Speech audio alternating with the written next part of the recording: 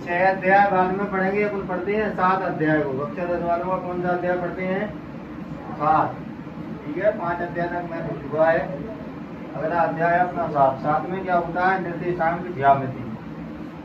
निर्देशांक ज्यामिति कक्षा 9 में मैंने पढ़ाया हुआ आपके लिए। चतुर्थांश राजनीति भुज और कोटि आपने पढ़ा हुआ, पढ़ा था।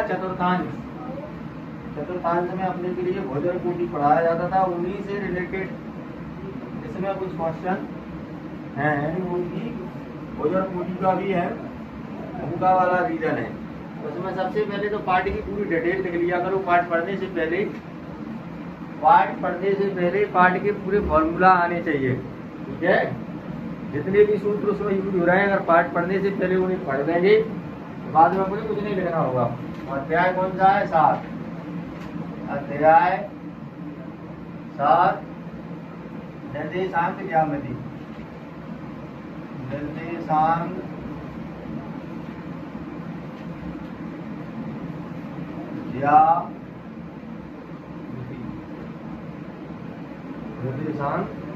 ज्यामिति।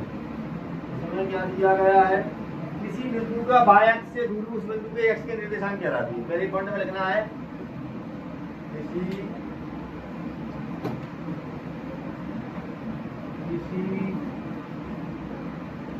बिंदु की काय से वाई अक्ष से दूरी क्या कहलाएगी? वाई अक्ष से दूरी, वाई अक्ष से दूरी उस बिंदु का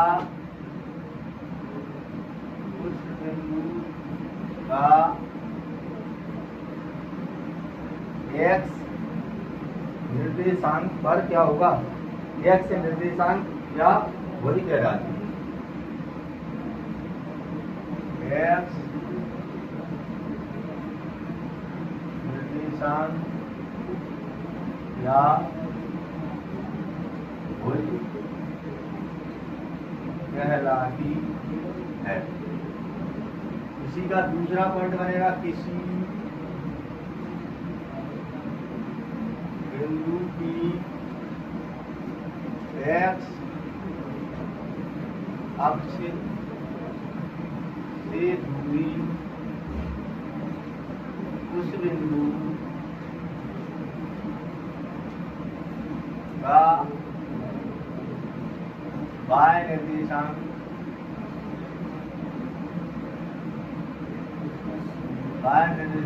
या कोटि कहलाती। बेटा कभी ऐसे बिंदु लिखे मिले थे 3 और 4, इसमें से भुज क्या था? 3। कोटि क्या थी? 4। एक्स के निर्देशांक का तो 3, वाई का निर्देशांक क्या तो 4। ठीक है, ये चीज अपन पढ़ चुके हैं 9 में, तो इसलिए इसका यहाँ से ओटी बन सकती है आपकी किसी बिंदु की बाय अक्ष से दूरी, किसी बिंदु की बाय अक्ष से दूरी भुज कहलाती है। कोटि अपने को पता होना चाहिए क्या कहलाती है? भुज। किसी बिंदु की एक्स अक्ष से दूरी, अब डिफरेंस है क्या नहीं? डिफरेंस है क्या नहीं? यहाँ गलती करे आओगे आप, इसलिए इन पॉइंटों को लिखवा रहा हूँ कि इन्हें आपको ध्यान रखना, ओटी गलत ना हो। बाय अक्ष से दूरी माने काय का मान पूछ रहा है? एक्स का, यानी भुज हो जाएगा। एक्स अक्ष से दूरी यानी काय का मान पूछ रहा है? बाय का, तो क्या कहलाएगी? कोटि। इतना सा क्लियर हुआ। अब बेटा अगर कोई बिंदु अपने पास 2 बिंदु दिए और 2 बिंदुओं के बीच की दूरी पूछ रहा है, मान लो अपने पास 2 बिंदु कौन कौन से दिए? मान लो ऐसी रेखा खींची हुई है, ये वाली एक बिंदु ले लिया है, एक बिंदु ले लिया है, इसके निर्देशांक दिए, इसके निर्देशांक दिए, जहाँ वाली दूरी अगर पूछ रहा है तो उस दूरी को निकाल सकते हैं। ठीक है, तो क्या लगेंगे? तीसरा पॉइंट वही वाला 2 बिंदुओं के बीच की दूरी वाला सूत्र लगेगा। क्या? बिंदु पी, तीसरे में लगेंगे बिंदु पी x1 y1 तथा बिंदु Q x2 y2 हो तो के मध्य की दूरी क्या कहेंगे? पी क्यू बराबर। 2 बिंदुओं के बीच की दूरी को क्या कहेंगे? पी क्यू बराबर। लिख लो क्या होता है? उसका फॉर्मूला होता है x2 - x1 का वर्ग बहुत ज्यादा आने वाला है जो x1 का मान धन y2 माइनस y1 का। इस अध्याय में इस वाले फॉर्मूले का सबसे ज्यादा यूज होना है। इस वाले अध्याय में जो बीच की दूरी का सूत्र दिया है इसका सबसे ज्यादा क्या होना है, यूज होना है। क्लियर है यहाँ तक? फिर अगला वाला लगना है कि x1 का मूल बिंदु 0 से तो p2 बराबर इसकी दूरी अलग होगी। देखो तीसरा पॉइंट लगना है, चौथा वाला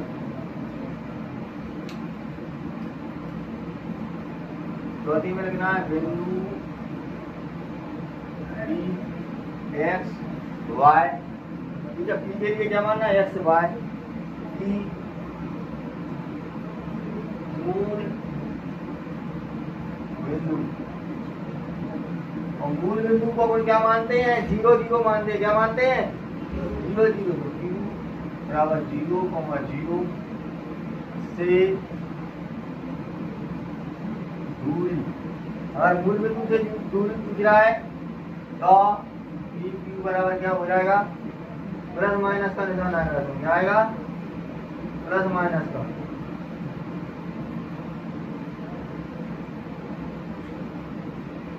एक्स स्क्वायर धन वाई, ये वाला फॉर्मूला है। होती है दूरी धनात्मक होती है, इतना और ध्यान रखना होती है, और दूरी कैसी होती है,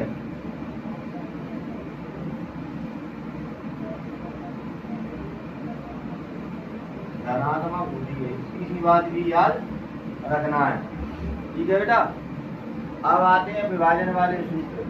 विभाजन में अपना आता है 2 3 बिंदु आते हैं, उनकी तीनों समझ लो।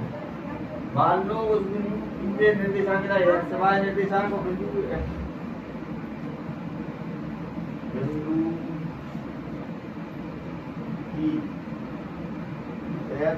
वाई तथा एक ही निर्देशांक रहेगा x1 y1, बी की निर्देशांक क्या है x2 y2। ठीक है, इस प्रकार से 3 बिंदु दिए गए हैं। कितने बिंदु दिए गए हैं, 3 बिंदु को जोड़ने वाले रेखाखंड को जोड़ने वाले रेखाखंड कौन से, M1 अनुपात M2। मैं क्या हूँ कि अनुपात में आंतरिक रूप से विभाजित करता है, कि अनुपात में आंतरिक रूप से विभाजित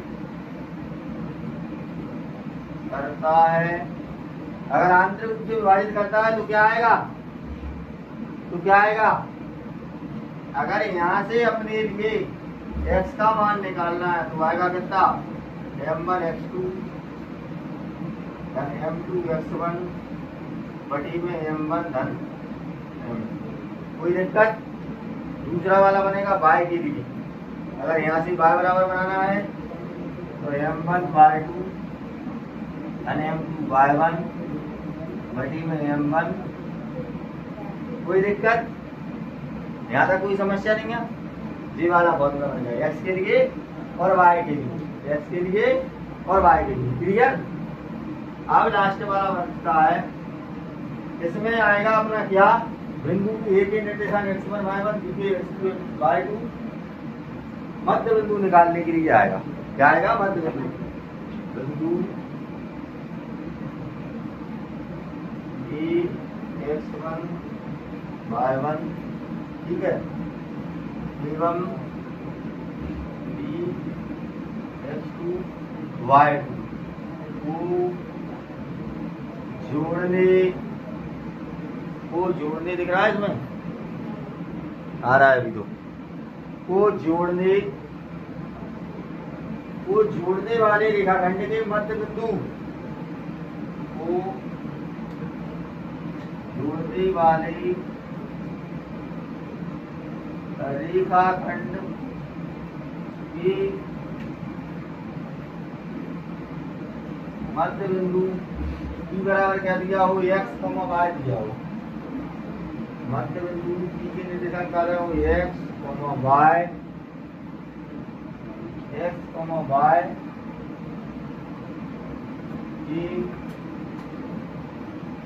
ये क्या निर्देशांक,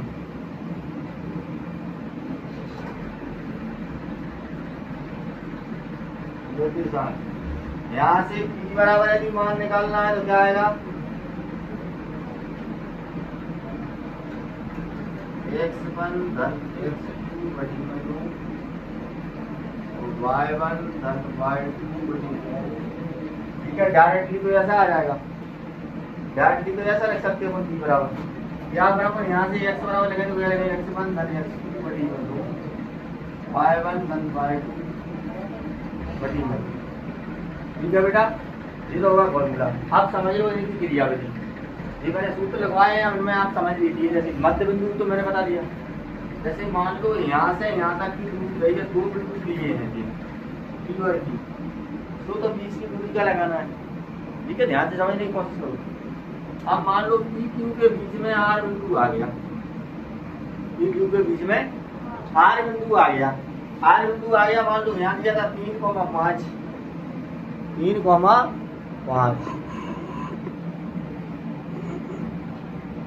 मध्य बिंदु तो अपने R मान लिया। अब यहाँ आपको दिया है 3 दिया है और 5 दिया है, ठीक है। उधर 2 दिया है और 4 दिया, वो कह रहा है जे वाला बिंदु निकालो, तो बेटा इस फॉर्मूले की जरूरत पड़ेगी। इसे x1 मानेंगे, इसे x2 मानेंगे, इसे y1 मानेंगे, इसे y2 मानेंगे, समझ में आ रहा है। इसके द्वारा बीच वाला क्या करेंगे, x1 धन x2 बटी में 2 y1 धन y2 बटी में 2, तो जाने के साथ आ जाएंगे। यहाँ तक क्लियर है, यहाँ तक क्लियर है, कह रही है मुझे बताओ। अब एक अपन ने और लिखा है, उसमें एक वाला फॉर्मूला लिखा है जी, x वाला मान और y वाला मान, इसका भी सबसे ज्यादा यूज होना है। ठीक है, निर्देशांक का x, y का एक लिखता है, b लिखता है, जोड़ने वाले रेखाखंड, जोड़ने वाले रेखाखंड को अगर m1 और m2 के अनुपात में आंतरिक रूप से विभाजित करता है तो कोई x और y के मान जी हो जाए, ठीक है। तो इन वाले फॉर्मूलों के आधार पर अपने को करना है। देखो प्रश्नावली का पहला सवाल निकालें, क्या लिखा हुआ है, निकालो गणित में पहला सवाल पढ़ के दिखाओ मुझे। देखो बीच की दूरी के तो एक दो सवाल मैं करवाऊंगा आज, ताकि आपको समझ में आ जाए कि बीच की दूरी कैसे निकाली जाती है। बिंदुओं के निम्नलिखित बिंदुओं के बीच की दूरियां ज्ञात करो। अलग अलग जाए या नहीं जाए। पहला सवाल क्या दिया है, 2,3 और 4,1, ठीक है, दिया है। यहाँ से कोई मानना है कि 2,3 और 2, 4,1, यहाँ से निकालेंगे x1 बराबर 2, x2 बराबर 3, y1 और x2 बराबर 4 और y2 बराबर 1। समझ में आ रहा है जी, x1 y1 जी, x2 y2, क्योंकि यहाँ लगा हुआ है x1 y1 और x2 y2। p2 बराबर फॉर्मूला लगा दो, p2 बराबर क्या फॉर्मूला लगवाया था, x1 x2 धन x2 माइनस x1 का वर्ग धन y2 माइनस y1 का वर्ग। कोई दिक्कत आ रही हो तो पूछ लेना।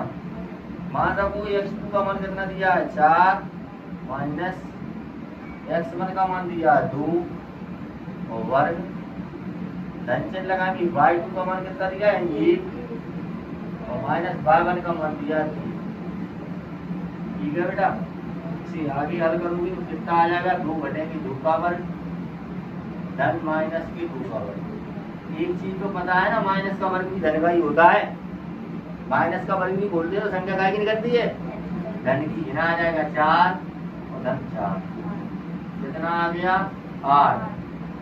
अब अगर इसको आगे हल करोगे तो 8 वर्गखंड आपको आने चाहिए, क्या आएगा 4 दूनी 8 2 दूनी 4 2 दूनी 2, यानी 1 2 का बाहर 1 2 का अंदर, तो उसको हम कितना लग सकते हैं 2 रूट। तो दिक्कत कोई समस्या कर सकते हो।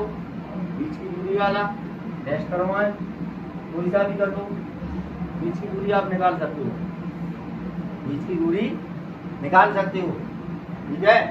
सवाल लगाना है, अच्छे सवाल है, अच्छे अच्छे चैप्टर पढ़ते हैं पहले जो आपको अच्छे समझ में आएंगे, बाकी बाद में बाद वाले, ठीक है। तो बेटा आज के लिए इतना ही, आपको सवाल लगा के आना है, ठीक है।